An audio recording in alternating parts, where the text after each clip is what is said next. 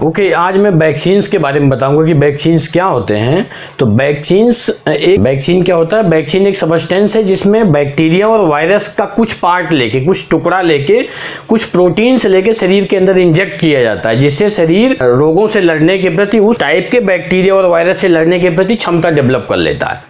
ये वैक्सीन्स होते हैं। कई तरह के वैक्सीन्स होते हैं, live vaccines, inactivated vaccines, live attenuated vaccines, जिनमें पूरा का पूरा वायरस, जिंदा वायरस की शक्ति, रोग पैदा करने की शक्ति कम करके शरीर के अंदर डाला जाता है। इनएक्टिवेटेड वैक्सीन, उसमें वायरस या बैक्टीरिया का कुछ पार्ट लेके उसे इनएक्टिव करके जो है तो शरीर के अंदर डाला जाता है। कुछ टॉक्सॉइड्स होते हैं जैसे टिटनेस टॉक्साइड, डिप्थीरिया टॉक्सिन्स, इस तरह के वैक्सीन्स होते हैं। तो इसमें बेसिकली होता क्या कि जैसे ही आप बैक्टीरिया वायरस का कुछ पार्ट शरीर के अंदर डालते हैं तो शरीर उसके अगेंस्ट में जो है तो एंटीबॉडी प्रोड्यूस करने लगता है। तो एंटीबॉडी डायरेक्ट नहीं बनती शरीर के अंदर, पहले आपका इन्नेट इम्यूनिटी काम करता है, जो पहले से ही है 24 घंटे काम करता रहता है। इन्नेट इम्यूनिटी के दो पार्ट होते हैं। पहला होता है सेलुलर साइट ऑफ इम्यूनिटी, जिसमें सेल्स भाग लेती हैं। दूसरा प्रोटीन, ह्यूमोरल इम्यूनिटी में प्रोटीन जो है भाग लेती है। तो सेलुलर इम्यूनिटी में अपने शरीर में basophils, इस्नोफिल्स, monocytes, dendritic sales, microphages, इस तरह की सेल्स और नेचुरल किलर सेल्स, इस तरह की सेल्स होती हैं। जैसे ही बैक्टीरिया और वायरस अपने शरीर के अंदर जाता है, ये सेल्स उस बैक्टीरिया वायरस को जो है तो इनगल्फ कर लेती हैं, किल कर देती हैं। नेचुरल किलर सेल्स क्या करती हैं? ये सेल्स किल कर लेती हैं। किल करने के साथ साथ कुछ केमिकल रिलीज करती हैं, जिसको बोलते हैं हम लोग साइटोकाइनेंस। ये साइटोकाइनेंस जो है तो एडाप्टिव इम्यूनिटी को ट्रिगर करते हैं, एडाप्टिव इम्यूनिटी को एक्टिवेट करते हैं। तो एडाप्टिव इम्यूनिटी के भी दो पार्ट होते हैं। पहला होता है सेलुलर साइड, दूसरा होता है ह्यूमोरल साइड। तो सेलुलर साइड में क्या होता है? सेल्स पार्टिसिपेट करती हैं। दूसरा ह्यूमोरल साइड में प्रोटीन हमें प्रोटेक्ट करता है। तो होता क्या है कि जैसे ही सेलुलर कोई भी इन्फेक्टिव ऑर्गेनिज्म या कोई भी वैक्सीन हमारे अंदर डाला जाता है या इंटर करता है, तो इन्नेट इम्यूनिटी तो पहले से काम कर ही रहा होता है, जो 24 घंटे हमें जीवाणुओं से, विषाणुओं से बचाता है। लाखों बैक्टीरिया और वायरस से हम पर डे इन्फेक्ट होते हैं, तो उससे हमें कौन बचाता है? हमारा इन्नेट इम्यूनिटी, जो 24 घंटे काम करता है। फिर इन्नेट इम्यूनिटी एक्टिवेट करता है एडाप्टिव इम्यूनिटी को, जिससे जो है तो एंटीबॉडी प्रोड्यूस होती हैं। तो इन्नेट इम्यूनिटी में भाग लेने वाली सेल्स मैंने आपको बता दिया। ह्यूमोरल इम्यूनिटी, उसमें कॉम्प्लीमेंट प्रोटीन्स होती हैं। जैसे प्रोटीन, कॉम्प्लीमेंट प्रोटीन को इस नाम से भी जानते हैं, C1, C2, C3, C4, C5, C10 तक होती हैं, जो कि उस बैक्टीरिया और वायरस में होल कर देती हैं, जिससे उस बैक्टीरिया वायरस का अंदर का मटेरियल बाहर आ जाता है और रिप्लिकेट नहीं कर पाता। तो जैसे ही इन्नेट इम्यूनिटी एक्टिवेट करती है किसको? एडाप्टिव इम्यूनिटी को। एडाप्टिव इम्यूनिटी में क्या होता है?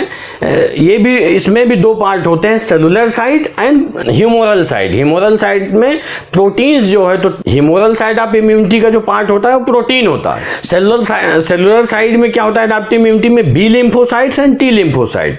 तो फर्स्ट टी लिम्फोसाइट एक्टिवेट होती हैं, then T lymphocytes B lymphocytes को एक्टिवेट करती है, जिससे क्या बनती है? एंटीबॉडी बनती है एग्जैक्टली।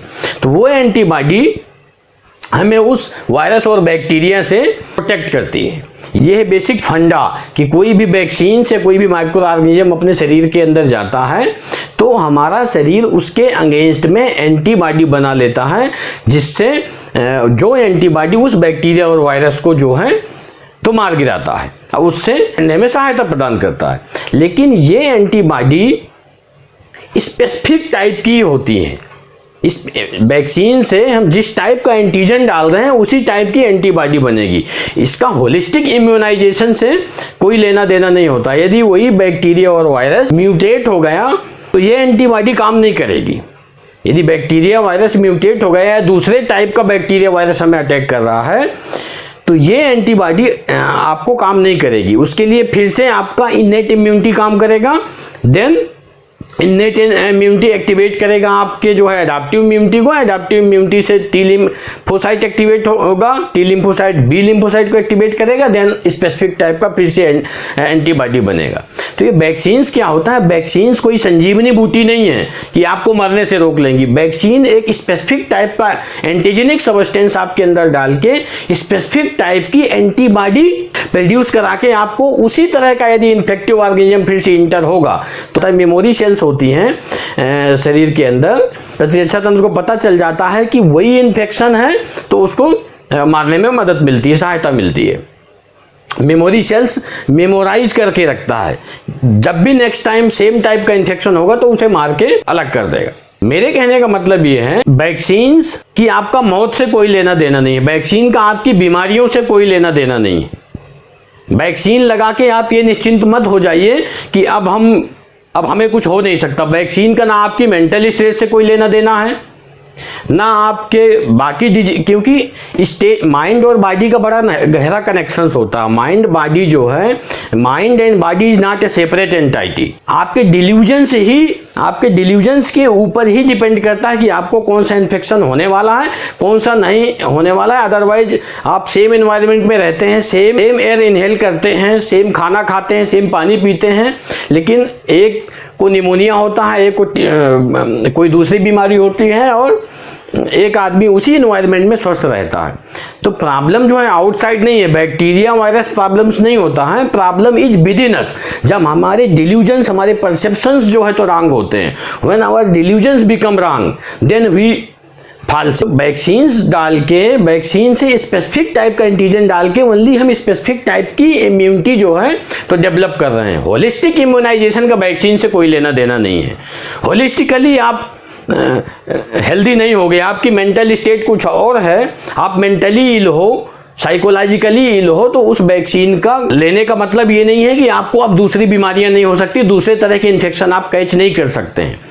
तो हमें We need to work on our holistic health। इतना ज़्यादा प्रोपोगंडा वैक्सीन के लिए नहीं करना चाहिए। We need to work on holistic health, जहाँ क्योंकि body is not a machine, body जो है मशीन नहीं है।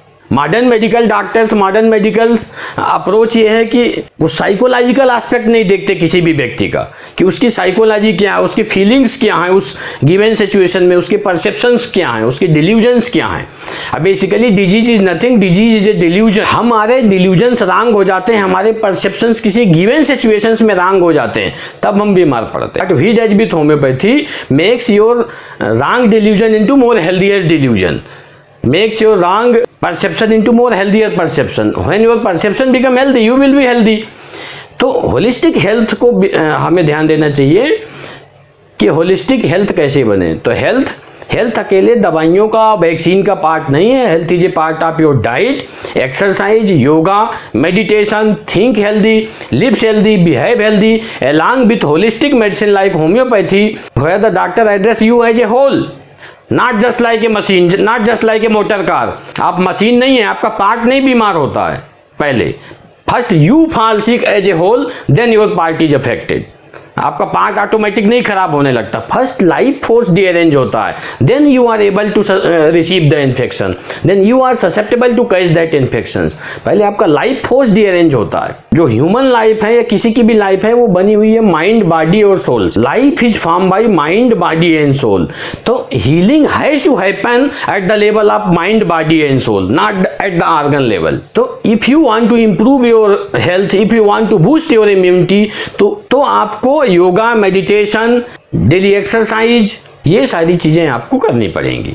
डार्विन का एक नियम है, आपने सुना होगा कि theory of natural selections, nature से हम दूर नहीं भाग सकते हैं। नेचर के साथ में ही है, नेचर से ही जन्म हुआ है, तो नेचर से दूर नहीं भाग सकते हैं हम। नेचर के साथ हमें अडेप्ट करना पड़ेगा। डार्विन का नियम है theory of natural selection. Nature, यदि नेचर से हमने नेचर के साथ हमें अडेप्ट करना पड़ेगा। यदि नेचर से दूर भागेंगे, नेचर हमें डिस्ट्रॉय कर देगा, किल कर देगा, है ना। इसी को बोलते हैं सर्वाइवल ऑफ द फिटेस्ट। जो फिट होगा वही सर्वाइव करेगा। सर्वाइवल ऑफ द फिटेस्ट का मतलब ही यही होता है कि जो फिट होगा तो वो सर्वाइव करेगा। हमें फिट होना है नेचर के हिसाब से, हमें अपने आप को अडॉप्ट करना है नेचर के हिसाब से। तो यदि हमें फिट होना है, अडॉप्ट करना है, तो हम स्पेसिफिक टाइप के एंटीजेंस को डाल के स्पेसिफिक टाइप की इम्यूनिटी पे क्यों इतना फोर्स कर रहे हैं? We believes on holistic immunization, holistic health. We need to work on our whole health, not for specific type का एंटीजन डाल के आप स्पेसिफिक टाइप की इम्यूनिटी जो है तो बूस्ट कर रहे हो। स्पेसिफिक टाइप के एंटीजन के लिए ही आप इम्यून कर रहे हो। Daily we are infecting with thousands and crores of bacteria and virus, है ना। Who will protect us? Our immune, हमें इम्यून सिस्टम ही हमें उन बैक्टीरिया वायरस से बचाता है। इम्यून सिस्टम कोई पेन ड्राइव नहीं है कि आप डॉक्टर के पास ले जाओगे और बोलोगे कि ये इसमें वायरस आ गया, इसे आप स्कैन करके दे दीजिए। Immune system is also part of mind, body and soul. Without mind and soul immune system will not exist. तो when you heal the immune system, when you want to boost the your immunity, तो you need to work on your mind, body and soul। सबसे पहले आपके delusions और आपके perceptions जो wrong है उनको करेक्ट करना पड़ेगा। It is only possible with meditation and homeopathic treatment। तो I request you all कि जो भी मेरा वीडियो देख रहे हैं तो please do yoga, do meditation and change your diets. Plant based diet लीजिए आप। यदि कोई प्रॉब्लम्स है तो आप अपने आप को होलिस्टिकली हील कराइए। होम्योपैथी को अप्रोच करिए। होम्योपैथी में डॉक्टर आपको गहराई में जाके आपकी एक एक चीज समझ के आपको दवाई देता है, जिससे आपका हीलिंग जो है तो माइंड के लेवल में, सोल के लेवल में और बॉडी के लेवल में होता है। Thank you for watching.